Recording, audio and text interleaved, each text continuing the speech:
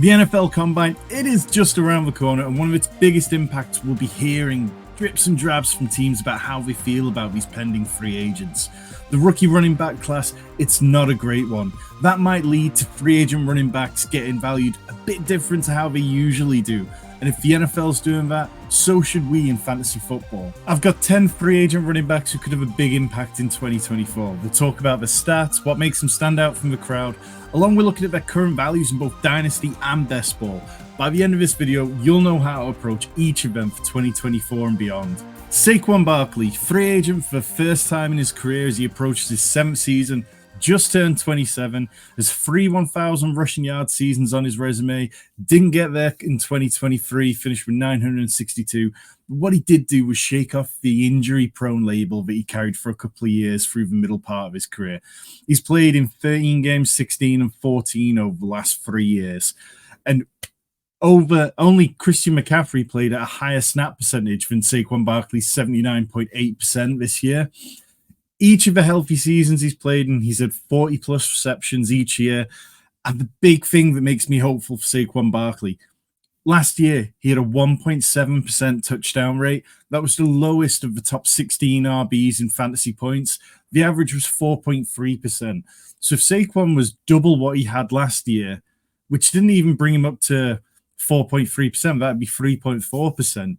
Then we'd see a massive amount more touchdowns and a massive amount more of fantasy points in his column. That's going to be huge for him. And I do think that Saquon Barkley isn't going to be one of these running backs who chooses the most money on offer. It's going to be about the right offer for him this year. In terms of landing spots for Saquon Barkley, the Baltimore Ravens really stands out, but I'm not sure they're probably going to put enough money on the table to land him.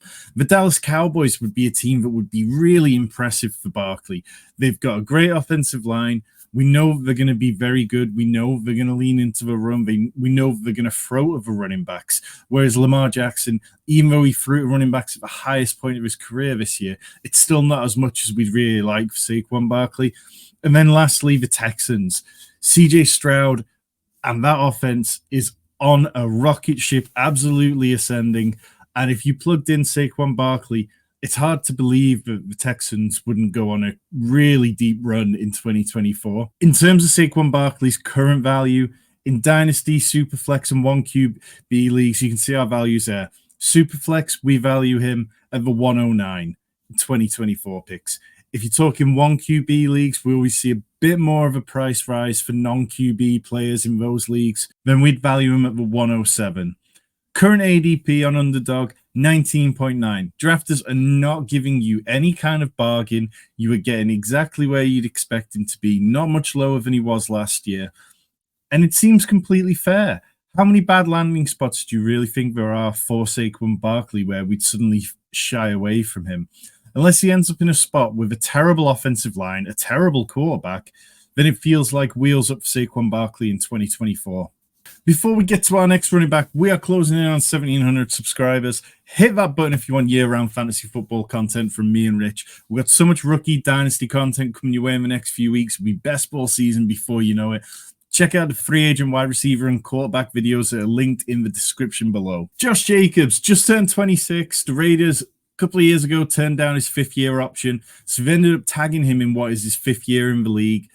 And it was that massive 2022 season, which was the outlier, really. You look at it and you can see on screen, in 2022, he had 1,653 rushing yards, whereas in 23 and 21 combined, he only had 1,677. It's really hard not to look at that 2022 year and just draw assumptions from that. He's had over 50 receptions in 2 of seasons, but he's never been over 400 receiving yards. Josh Jacobs is very touchdown reliant. In the years where he scored over 10 touchdowns, he's been a top 12 running back both years. In the years where he's finished in single-digit touchdowns, he's been in that RB2 range of RB 13 to 24. Jacobs should have a good market. He's probably one of these last running backs, like, Jacobs, Barkley. They're the two who I'd expect to get multi-year deals. The rest of the running backs we're going to talk about, a lot of them are going to really have to just accept prove-it deals or shorter-term stuff. In terms of landing spots that I like for Jacobs, I think you could put him on the Chargers. I know that Raiders fans won't want to see him playing for a division rival, but I think that's the kind of player who the Chargers would really like. You think about Greg Roman offenses, he likes those kind of ground and pound running backs. Jacobs would be the kind of player that Justin Herbert would feel comfortable dumping the ball off to, and I'm not sure it would be that much of a step down from Austin Ekeler, given what we saw from Ekeler last year. The Vikings stand out. They are crying out for someone to take over this backfield after Alexander Mattison was just a wet fart in 2023.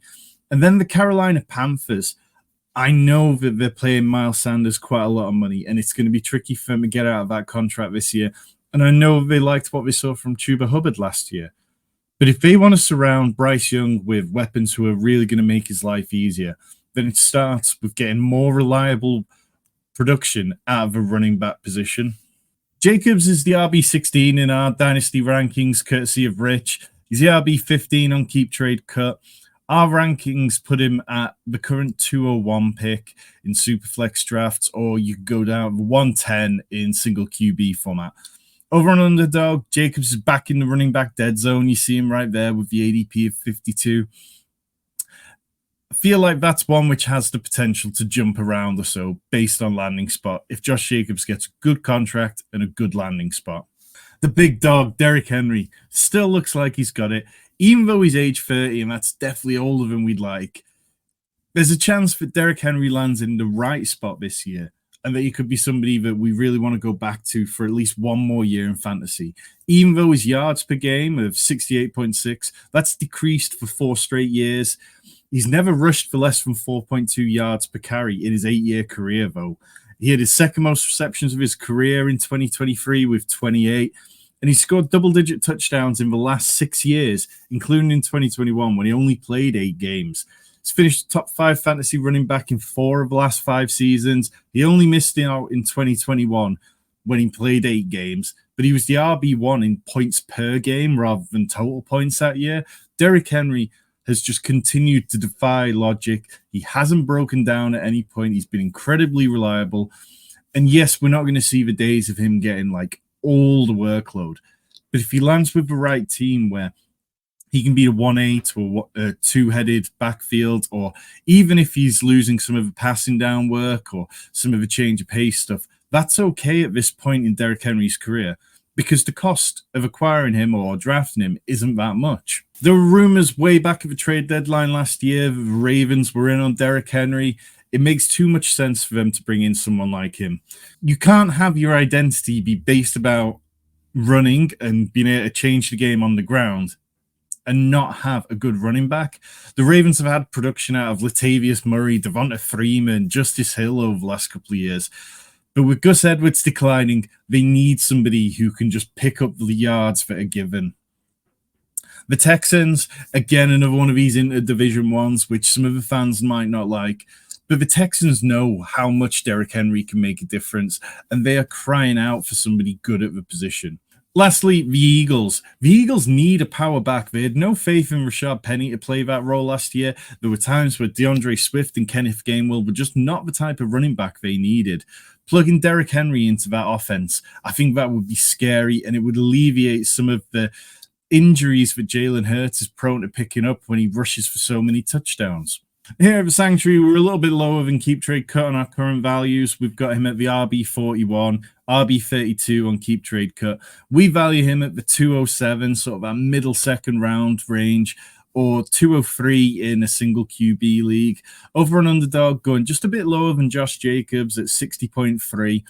There's plenty of reasons to be optimistic about Derrick Henry, but we probably don't need to get too carried away with it. If you're trading for him in Dynasty, it has to be for a contender, and I wouldn't do it right now. I would be waiting until closer to the season, because trading for running backs who are age 30 at this point in the offseason just seems like an easy way to lose value on your roster.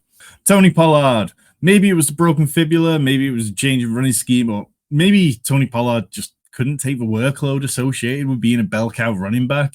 Either way, Tony Pollard is going to turn 27 this April. He's had 762 career rush attempts to date, which is so much fewer than we typically see for these kind of running backs who command a decent value in the free agency market. You look at Josh Jacobs, who's younger than Tony Pollard. He's had almost twice as many rush attempts in his career with 1,305. So there's definitely a lot of running backs with more work on the wheels, if you'd like to say that, over the last few years. Pollard definitely disappointed when it came to 2023, though. 0.7 fantasy points per touch, which was down from 1.1 in 2022. Negative 25.2 EPA versus 11.9 in 2022. It was all bad.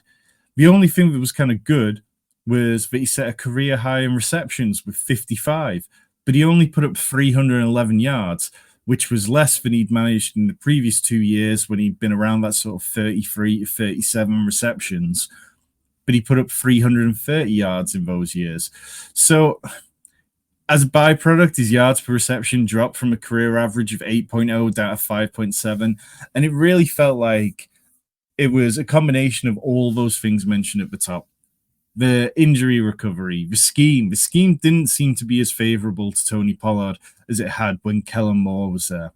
So I wouldn't be surprised to see Tony Pollard on a new team. The Cowboys seem like they want to go in a different direction too. In terms of landing spots, seeing him back with the Cowboys could work really well for fantasy, but he'd need to be there with a good 1B, somebody who can take some of the more difficult between the tackles rushes. I'm not ruling that out yet. I think we've seen from Jerry Jones over the years, he really hates his players leaving and getting paid and succeeding elsewhere. And Pollard feels like a player who could definitely succeed elsewhere. The Commanders, Dan Quinn has got ties to Pollard from their time together with the Cowboys. I know he's on the defensive side of the ball, but we often see this kind of stuff. And the Commanders could do with a compliment to Brian Robinson. I think if you put those two in a backfield together, Tony Pollard would be my clear 1A, and Brian Robinson would be the 1B, the guy who can take some of that harder work, and then you let Tony Pollard be more explosive. Another team is Titans. The Titans really need somebody. Well, they need a lot of players, really. They've got a league-leading $72 million in effective cap space right now. They've only got 5 players on the roster with guaranteed salary in 2024. They are going to spend some money this year. Tajay Spears looks great, and the team have said all the right things about him. But bringing in another player as well would definitely make a lot of sense. And maybe it's not Tony Pollard. But the bigger point here is the Titans definitely need to be shopping for someone. Our current values on Tony Pollard, we have him as a 24,201 in Superflex formats. 1 QB, you're looking at the 110. And then over on Underdog, his ADP has dropped. You get him at 73 now. That is right about where you were getting him 2 years ago when he absolutely smashed. I think this is an overreaction, but I do expect it to jump. 90% of you watching the channel aren't subscribed. Why not? We've got you covered for everything when it comes to fantasy football. Help us help you. Hit that subscribe button. Austin Ekeler hits free agency for the first time in his 7-year NFL career. Came in as an undrafted free agent, which led to him cashing in early. You know, he had a very short contract, which meant that back in 2020, he signed a 4-year, $24 million contract. So that's an average of $6 million per year, which has meant for the best years of his career, he's been underpaid. So what? Now, coming off his worst season, it's really difficult to gauge his market. Turns 29 in May, set career lows in yards per attempt at 3.5. Before last year, he'd never been below 4.2 on a season. And he's never really been the most incredible running back when it comes to on the ground. But he made up for it in catches and touchdowns. This year, he only had 6 touchdowns, which is a massive drop from the previous year when he had 18. The year before that, when he had 20. This year, Ekeler ranked 12th in total receptions among running back, 7th in receptions per game. But you go back to 2022, that's a category he absolutely dominated with 6.5 per game. No other running back in 2022 had more than 5.1. This year is 3.4 per game. That was the lowest mark since 2018 for Austin Ekeler. It's really difficult to paint a good picture. His missed tackles forced per game also dropped from 4.2 in 2022 down to 2.9 this year. What is it that you're getting from Austin Ekeler right now that you can't get cheaper elsewhere? I really struggled with these landing spots. The Minnesota Vikings kind of make some sense, but they've got an analytically driven front office, and I'm not sure paying a 29-year-old running back would make a ton of sense. But if they immediately want to get more out of the position, then Austin Ekeler would be the type of running back they could pursue. The Bears have got so much money to sprinkle around this year. And we saw last year, Roshan Johnson was kind of okay. Khalil Herbert was kind of okay. Donta Foreman is also a free agent. It really depends what they want to surround Caleb Williams with. If they really want to set him up to succeed in year one, bringing in a veteran running back would make some sense. Eckler's the RB39 for us in Dynasty, RB34 on Keep Trade Cut. We're a bit below the market. His current value, we put him at 206 in Superflex leagues, 202 in single QB leagues. Underdog, he is going at 61.1. That's around ahead of Tony Pollard. I'm not drafting any Austin Ekeler. I really do think that it's going to be pretty ugly for Austin Ekeler for the next year or two, and the best days of him are behind him. DeAndre Swift had a bit of a career revival in Philadelphia after, it looked really bleak for him at the end of his time in Detroit. He was traded for a bag of peanuts and some biscuits. But then he went out and had the second best rushing success rate of his career, and part of that is going to be down to the scheme and the offensive line. But there was a good scheme and offensive line in Detroit as well. Let's not forget that. But Swift just kind of looked a bit better, really. He only just turned 25 in January, so in terms of his free agent running back group, he's definitely one of the younger players and has definitely got plenty of juice still. Set career highs in rushing yards per game at 65, attempts per game at 14.3. But also, it's really noteworthy that he set a career high in total games played at 16. He's a player who's had the injury-prone label thrown at him, didn't really miss any time this year, and the biggest barrier we knew for him when he got to Philly was going to be working the receiving game and scoring touchdowns. He set career lows in targets, receptions, receiving yards, as well as yards per target. So the scheme wasn't as favorable to him for fantasy purposes as we might have liked. It was a big dip in like his yards per target dropped to 4.4. Previously, that's always been above 5.6. He also set a career low 6 total touchdowns despite being in a productive offense. So this is just that kind of reminder that just because a running back lands on a really good offense, it doesn't mean that they're going to be incredible for fantasy football purposes. If we're going to look at where DeAndre Swift could make a difference, going back to the Eagles, yes, he might not ever turn into an RB1, but if you put him back on that Eagles offense, we're going to know what to expect from him, even if they pair him with another player who can do some of that hard between the tackles work. The Bengals, they're crying out for explosive players, and DeAndre Swift definitely looked explosive at points last year. The Bengals beat reporters are talking about how the team is prioritizing adding an explosive running back this year, and DeAndre Swift makes plenty of sense.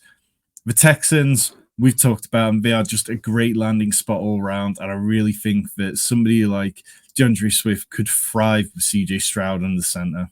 Swift's the RB19 for us here at the Sanctuary, also the RB19 on Keep Trade Cut. We value him at the 202 in Superflex leagues, 111 in single QB leagues. Over on Underdog, drafters are expecting him to land in a similar situation to what he was in last year. His current ADP at 96, that's the expectation that a player lands in a committee role. And that's kind of where we're at by the time we get down to DeAndre Swift in this list of running backs. J.K. Dobbins, this one, it just hurts. 24 career games since entering the league in 2020. He's played just 9 games since his rookie season. Obviously, a bunch of them were sort of like middling results as he came back from his ACL, MCL, PCL injury. He is aged just 25, though. And it just feels like what could have been. J.K. Dobbins could have absolutely crushed it for the Ravens in this offense. This year, if he'd stayed healthy, I really think he would have been a top 12 running back. The Ravens, they didn't want to use Lamar near the goal line. They've kind of shied away from that over the last couple of years. Lamar threw to running backs at a higher rate than ever before this year. It was just a very unfortunate injury.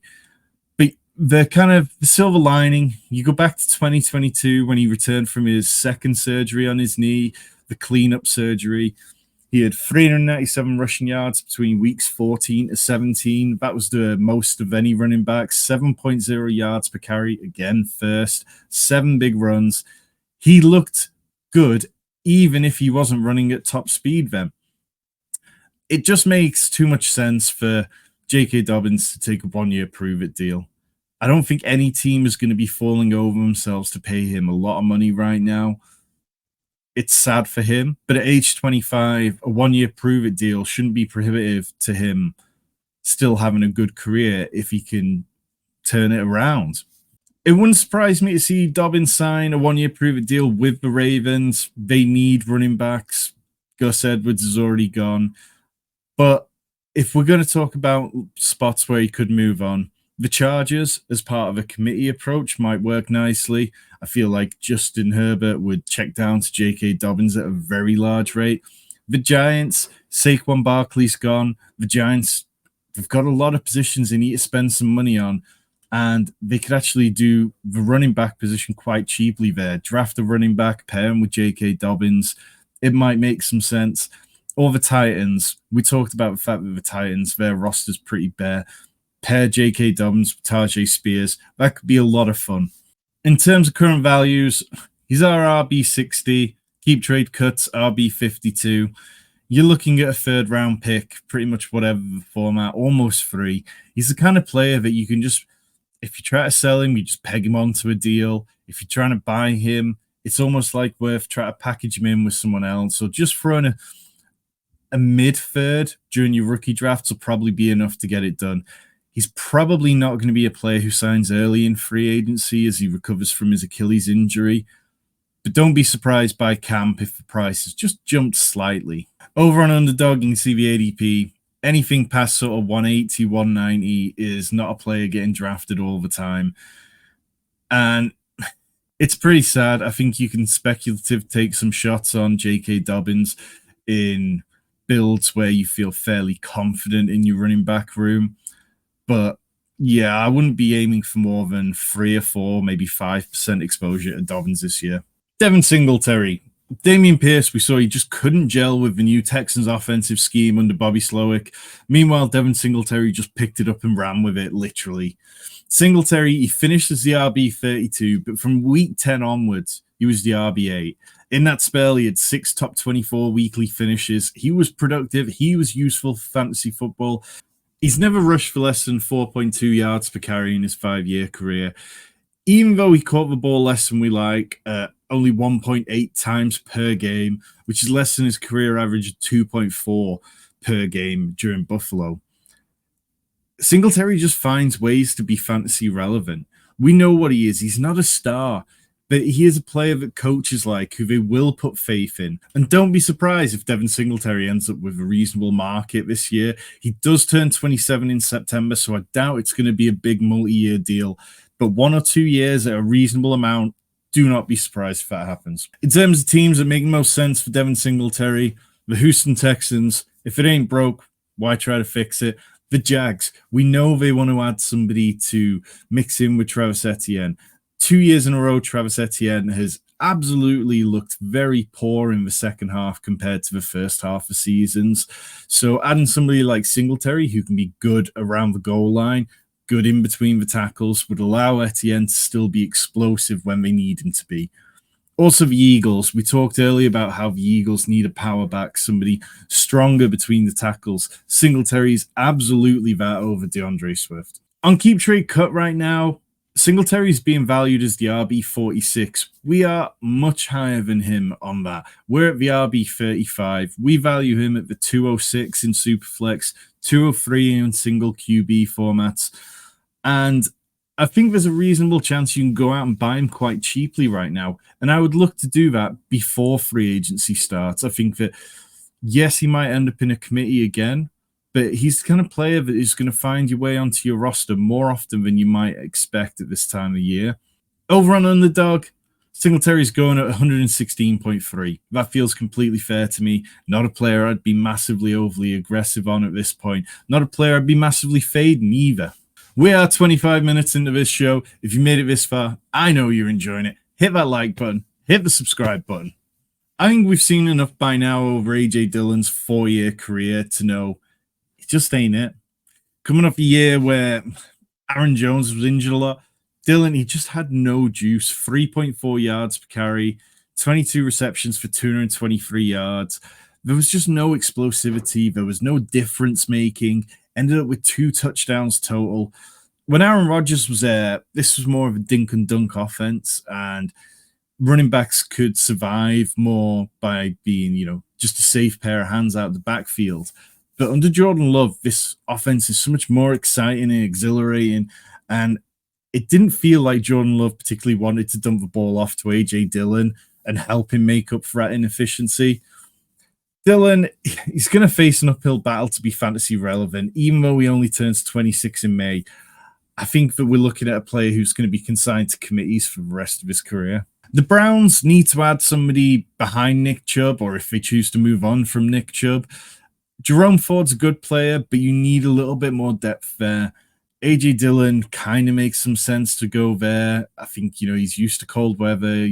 He could run well behind an offensive line like Cleveland's, and he could do okay.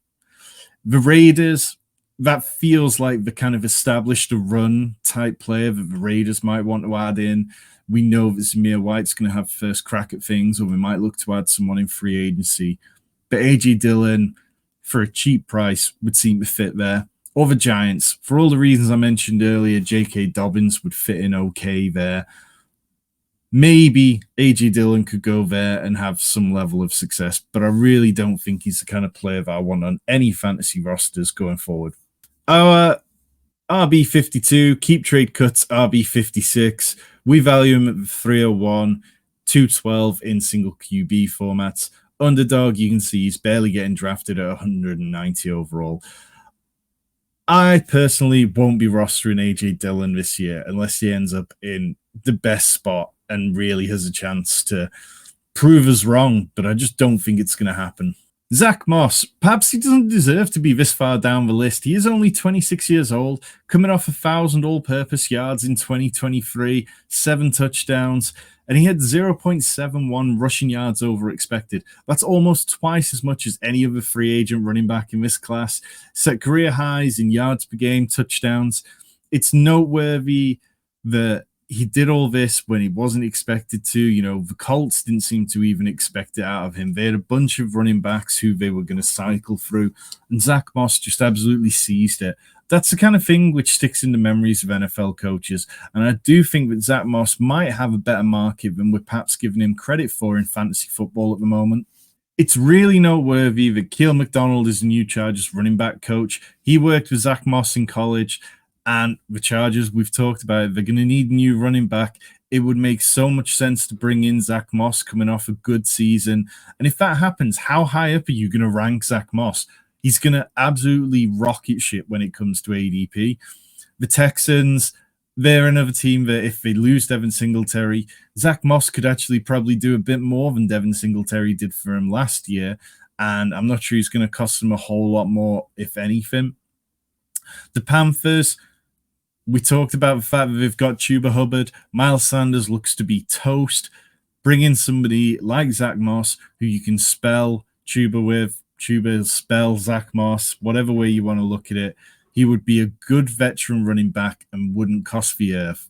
There is a massive buy window for Zack Moss at the minute. We keep banging on about it. He is our RB31 in Dynasty values over here at the Sanctuary, according to Rich's values. And then over on Keep Trade Cut, he is the RB55. We value him at a 205 in Superflex, 203 in single QB. And right now on Superflex values on Keep Trade Cut, I know people don't like Keep Trade Cut, but there's a big amount of crowdsourcing opinion going on there. He's valued at the 308. If I can go out and trade a mid-third for Zack Moss right now, or even package up 2/3 to get Zack Moss, do it. Every single league you're in, I really feel strongly that you won't regret that one. Over on Underdog, his ADP is sitting at 152. That feels kind of a bit lower than I'd have him. I'd have him around the 120 mark. But when we see his landing spot, don't be surprised if he spikes by about 40 picks. We do have some questions from our Discord about the free agent running backs, and I'm going to get to them. If you want to access our Discord, it is completely free. The link is in the description below. If you want to access all our premium content, hit the join button. Loads of Dynasty tools, which are going to help you crush loads of other content that you're not getting anywhere else. Question number 1. Do we think with no first round running back talent in the draft and the salary cap going up more than teams expected, are there going to be teams who are more willing to spend decent money on a running back in free agency? Or is it the opposite because there's so many free agent options out there? I think what we're going to see is more good deals than we possibly expected a month or two ago. I think because of that sort of extra 10 million that teams have got to play with, and because teams seem to be wary of the running back talent in this rookie class, that yes, there'll be a couple of running backs who get paid slightly better than we would have thought, whether that's Zack Moss, Derrick Henry, Saquon Barkley. I think there'll be a few, but then I think the bottom will look pretty ugly for some of these guys. If you're asking me now, I think that's going to be someone like Austin Ekeler who's really going to struggle to get paid. Question 2, where will free agency leave the fringe starters, guys like Ty Chandler, Zamir White, Chuba Hubbard? Is it best to try and move them as news breaks about non-tags, or do they have more value as a hold in you kind of hope that they get a starting job? I think that all of those guys, apart from perhaps Chuba Hubbard and Zamir White, looking at tricky seasons. So like Ty Chandler, I think he was impressive last year, but I don't think Ty Chandler is the kind of guy that the Vikings are suddenly going to be like, right, you're our lead running back. Zack Moss is a free agent, so it doesn't really apply to him. Chuba Hubbard, we saw yesterday, the Panthers came out and said that he's the lead back, but they're going to add somebody. I don't think that anybody is buying Chuba Hubbard at where you'd probably want to sell him for. But I'd be testing the waters, seeing if you can package him in a deal like that. Zamir White feels like the kind of player, though, who can kick on and be the Raiders' lead running back this year if they had another player through the draft. In terms of would I want to sell him right now? Perhaps, but I'd also be content just holding on to him. I don't think that you're really going to get a great deal right now. Question 3, which low-value free agents do you think could get a 1B type role? Out of the guys that we've covered here, I think you can look at perhaps, you're not talking about Saquon Barkley. You're not talking about Josh Jacobs. Those are guys who are going to get paid to be lead backs.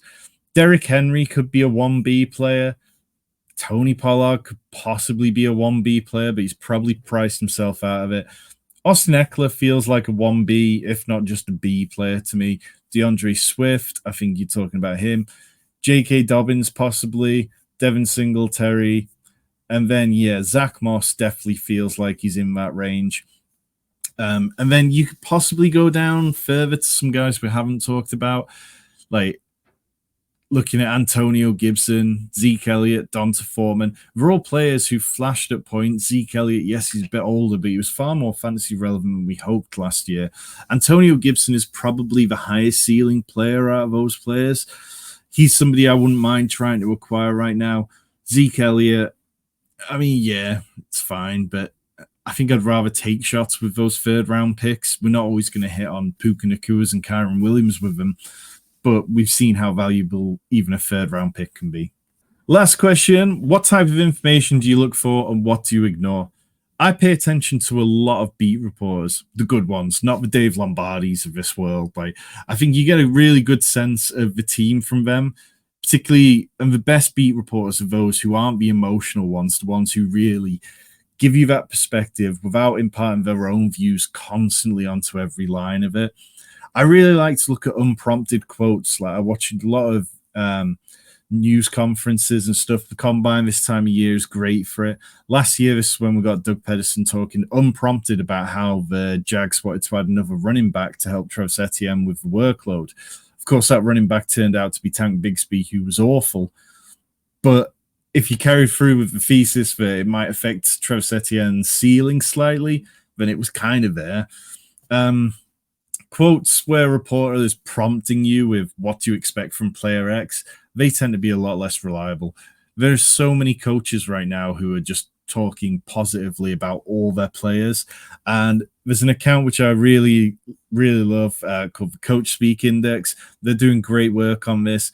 They kind of look at how reliable head coaches are from month to month over the course of a season, what kind of reliability they have when they talk about a player, and they're doing a lot of good work, and they're a must follow for me in the offseason.